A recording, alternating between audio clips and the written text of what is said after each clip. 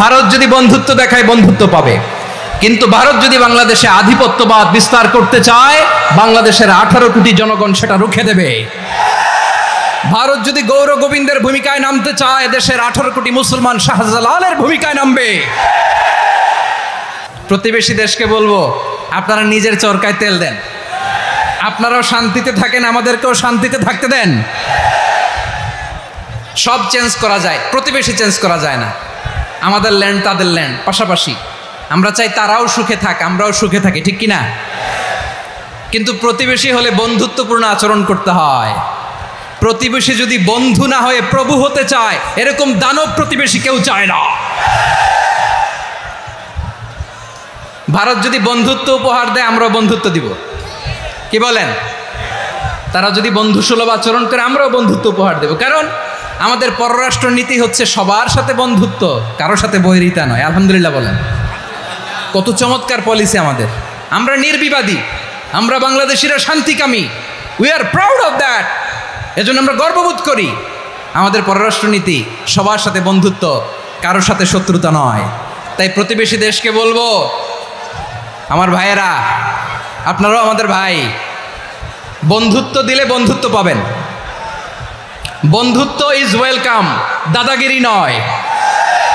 বন্ধুত্ব ওয়েলকাম, দাদাগিরি নয়। Loud and clear. Bharat যদি বন্ধুত্ব দেখায় বন্ধুত্ব পাবে, কিন্তু ভারত যদি বাংলাদেশে আধিপত্যবাদ বিস্তার করতে চায়, বাংলাদেশের 18 কোটি জনগণ সেটা রুখে দেবে। ভারত যদি গৌর গোবিন্দের ভূমিকায় নামতে চায়, দেশের 18 কোটি মুসলমান শাহজালালের ভূমিকায় নামবে।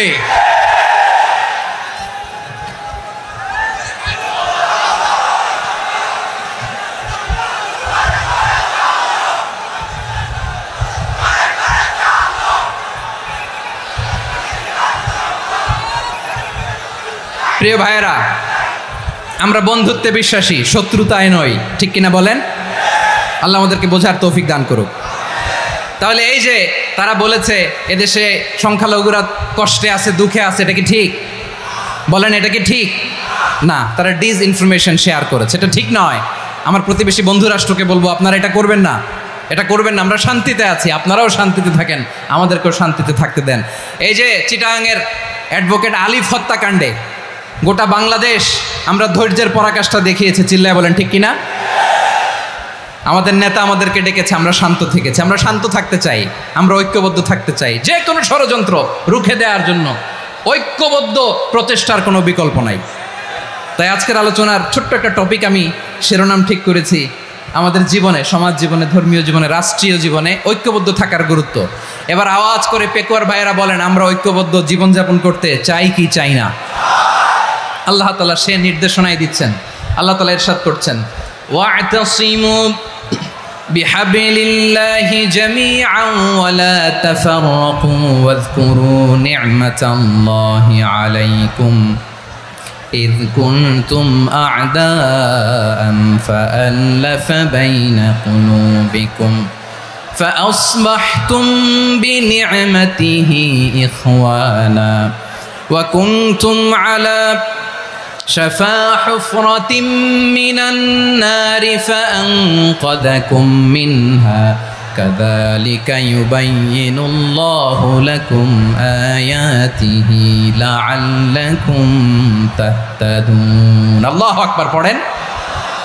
আল্লাহ বললেন, ও গোলামেরা শোনো, ওয়া'তাসিমু বিহাবলিল্লাহি জামিআ, ও আমার গোলামেরা সবাই মিলে আল্লাহর রশিকে আঁকড়ে ধরো। আল্লাহর রশি হলো ইসলাম, আল্লাহর রশি হলো কোরআন। আল্লাহ বললেন, কোরআনকে আঁকড়ে ধরো, ইসলামকে আঁকড়ে ধরো। একা একা আঁকড়ে ধরলে চলবে না, জামিয়া, সবাই মিলে আঁকড়ে ধরো। এই আদেশটা আমাদের জন্য দান করেছেন কে? আল্লাহ তাআলার নির্দেশ, ওয়া'তাসিমু বিহাবলিল্লাহি জামিআ, সবাই মিলে আল্লাহর রশিকে আঁকড়ে ধরো। হাবলুল্লাহ মানে আল্লাহর রশি। হাবলুল্লাহ মানে কি? রশি। এই হাবলুল্লাহ আল্লাহর রশি বা আল্লাহর রজ্জু দ্বারা উদ্দেশ্য হচ্ছে ইসলাম। আল্লাহর রশি দ্বারা উদ্দেশ্য কি? তাফসিরে অনেক ব্যাখ্যা এসেছে। এরকম পরিস্থিতিতে তাফসিরের সূক্ষ্ম সূক্ষ্ম বিষয়গুলো আমরা শোনাতে চাই, কিন্তু পরিবেশ হয়ে ওঠে না। আল্লাহর রজ্জু বা আল্লাহর রশি দ্বারা উদ্দেশ্য হচ্ছে ইসলাম। আল্লাহর রজ্জু বা আল্লাহর রশি দ্বারা উদ্দেশ্য হচ্ছে কোরআন, কারণ কোরআন আমাদেরকে ঐক্যবদ্ধ করে। ইসলাম আমাদেরকে ঐক্যবদ্ধ করে, চিল্লায় বলেন ঠিক কিনা? এজন্য আল্লাহ বললেন, তোমরা আমার রশিকে আঁকড়ে ধরো, বিচ্ছিন্ন হয়ে না, আমার দেয়া নেয়ামতগুলো স্মরণ করো। যখন তোমরা ছিলে শত্রু, তোমাদের মধ্যে হৃদয়ে আমি আল্লাহ ভালোবাসা ঢেলে দিলাম, ফলে তোমরা সবাই ভাই ভাই হয়ে গেলে। তোমরা সবাই ছিলে জাহান্নামের কিনারায়, জ্বলন্ত অগ্নিকাণ্ডের পাশে। আমি আল্লাহ দয়া করে ঈমানের বদৌলতে তোমাদেরকে আগুন থেকে ফেরালাম। আমি আল্লাহ দয়া করে তোমাদেরকে জান্নাতের পথ দেখিয়ে দিলাম। সুবহানাল্লাহ পড়েন। এমন পথ দেখালাম যেই পথ তোমাদেরকে জান্নাতে নিয়ে যাবে, পথের দিশা তোমরা পাবে। লাআল্লাকুম তাহতাদুন। প্রিয় ভাইরা, তাহলে আমাদের যে ঐক্যবদ্ধ থাকতে হবে, এই নির্দেশটা কার? নাকি মন মতো আমি বানায় বলতেছি? আওয়াজ করে বলুন, নির্দেশটা কার? আল্লাহ। তাহলে আমাদেরকে ঐক্যবদ্ধ জীবনযাপন করতে হবে। প্রিয় ভাইরা, ইসলাম আমাদেরকে ঐক্যবদ্ধ করে। ইসলাম আমাদেরকে কি করে? সংঘবদ্ধ করে, ঐক্যবদ্ধ করে। বিচ্ছিন্ন হওয়া যাবে না। বিরোধ, বিচ্ছিন্নতা, মতানৈক্য, এগুলো আমাদেরকে ধ্বংস করে, আমাদেরকে দুর্বল করে। আর আমাদের ঐক্যবদ্ধ প্রচেষ্টা আমাদেরকে বিজয়ের দিকে এক ধাপ এগিয়ে নেয়। চিল্লায় বলেন ঠিক কিনা? এজন্য আল্লাহ বললেন, ওয়াতাসিমু বিহাবলিল্লাহি জামিআ। তোমরা আল্লাহর রশিকে আঁকড়ে ধরো, তোমরা ঐক্যবদ্ধ জীবন যাপন করো, তোমরা বিচ্ছিন্ন হয়েও না। বিচ্ছিন্ন হইলে লস, ঐক্যবদ্ধ হলে সেখানে কল্যাণ আছে না নাই? মাইকে কি সমস্যা হয়েছে কোনো? হ্যাঁ, এবার ঠিক আছে। প্রিয় ভাইয়েরা, শেষ করে দেই না? তাইলে শেষ করে দিব তো। গত 2 দিন আগে এসে বসে আছেন, আর আমি আসার 20 মিনিটের মধ্যে উঠে যাচ্ছেন কেন? আর সহ্য হচ্ছে না? আর পারতেছেন না? হ্যাঁ, বসেন। যাদের খুব জরুরত তাদেরকে বেরোইতে দেন। অনেকে সকাল থেকে বসে আছে, ওয়াশরুমে যেতে হবে, সারাদিন কিছু খায় নাই, পাগলের মতো বসে আছে। আমি জানি, সব রিপোর্ট আছে আমার কাছে। মেহেরবানি করে বিশৃঙ্খলা করবেন না, আল্লাহর ওয়াস্তে, আল্লাহর ওয়াস্তে। যাদের কষ্ট হচ্ছে বের হয়ে যান। আরো কয়েক মিনিট কথা বলে আমরা শেষ করব।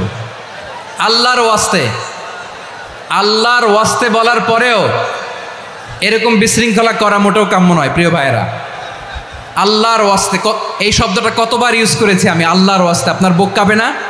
হ্যাঁ, ভয় হয় না আল্লাহর? একটু থামেন, একটু থামেন, মেহেরবানি করে, মেহেরবানি করে। এই তো, হ্যাঁ, মাশাআল্লাহ। আল্লাহর ওয়াস্তে প্রিয় ভাইয়েরা, ঐক্যবদ্ধ হতে হবে আমাদেরকে। আদেশটা কার? একটু আওয়াজ করবেন। ঐক্যবদ্ধ জীবনযাপন করতে হবে। আদেশটা কার? আমাদের আগে যে সমস্ত জাতিগোষ্ঠী ধ্বংস হয়েছে, বিভেদের কারণে হয়েছে। বিশ্বনবী বলেন, বুখারীর বর্ণনা, ফাইন্নামা আহলাকাল্লাযীনা মিন ক্বাবলিকুম কাসরাতু মাসাইলিহিম ওয়া ইখতিলাফুহুম আলা আমবিয়াইহিম। তোমাদের আগে ইহুদি নাসারারা যারা ধ্বংস হয়েছে, আমার গজবে উপনীত হয়েছে, 2টা কারণ ছিল। নাম্বার 1, কাসরাতু মাসাইলিহিম, বেশি প্রশ্ন করত, প্রয়োজনে অপ্রয়োজনে নবীরে প্রশ্ন করে আটকাইতে চাইতো, এরকম ডাকাত ছিল তারা। 2 নাম্বার কারণ, ওয়াখতিলাফুহুম আলা আমবিয়াইহিম, ইখতিলাফ করার কারণে, বিভেদের কারণে, পারস্পরিক বিরোধে জড়ানোর কারণে তারা ধ্বংস হয়েছে। এখন বলেন, আমরা কি আল্লাহর গজব চাই? আমরাও কি তাদের মতো ধ্বংস হতে চাই? এজন্য আল্লাহ তাআলা সূরা আল ইমরানের 105 নম্বর আয়াতে বললেন, ওয়ালা তাকুনু কাল্লাযীনা তাফাররাকু ওয়াখতালাফু মিন বা'দি মা জাআহুমুল বাইয়িনাত ওয়া উলাইকা লাহুম আযাবুন আযীম। খবরদার, প্রমাণ পাওয়ার পরেও, দলিল নাজিল হওয়ার পরেও যারা বিরোধ করেছে, ইখতিলাফ করেছে, বিচ্ছিন্ন হয়েছে, খবরদার তোমরা তাদের মতো হয়ো না। যদি তাদের মতো হও তাহলে জেনে রাখো, ওয়া উলাইকা লাহুম আযাবুন আযীম, তাদের জন্য আমি মর্মন্তুদ শাস্তি প্রস্তুত করে রেখেছি। যারা বিচ্ছিন্ন হয়েছে, বিরোধ করেছে, তারা কারা? ইহুদি নাসারারা। এই আয়াতের তাফসীরে কাল্লাযীনা তাফাররাকু ওয়াখতালাফু, যারা বিচ্ছিন্ন হয়েছে, বিরোধ করেছে, তারা কারা? মুফাসসিরিন ইকরাম বলেছেন তারা ইহুদি নাসারারা। আওয়াজ করে বলুন তো, তারা কারা? ইহুদি নাসারারা। বিষ্ণু ঈসা ইসলাম সুনানে আবু দাউদ এবং তিরমিজির হাদিসে বলেন, ইফতারাকাতিল ইয়াহুদু আলা 71 ফিরকা, ইহুদিরা 71 দল হয়েছে। ইখতিলাফ করতে করতে কয় দল? সবাই বলে নাই, কয় দল?